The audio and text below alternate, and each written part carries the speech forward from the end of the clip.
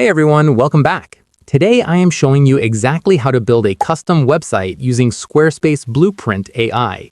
Let's get right to it. First, you need to set up your project. Head over to Squarespace and start a new site.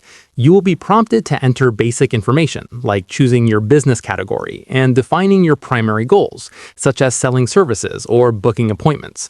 When asked how you want to start, choose Blueprint AI instead of a pre-made template, so the system builds a unique site based on your specific needs. Next, Blueprint AI will ask you to choose a brand personality, like professional. This choice automatically sets the distinct colors, fonts, and tone that will be reflected throughout your entire site. Then it's time to build your homepage. Based on your inputs, the AI will suggest and pre-populate key sections like an intro, services, and an about section with generated text and images. This is an incredible starting point if you're not sure how to structure your layout effectively.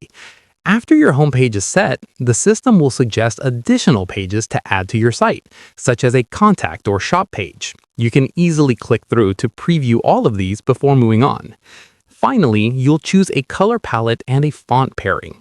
Squarespace provides a range of professionally curated options that perfectly match the brand personality you selected earlier.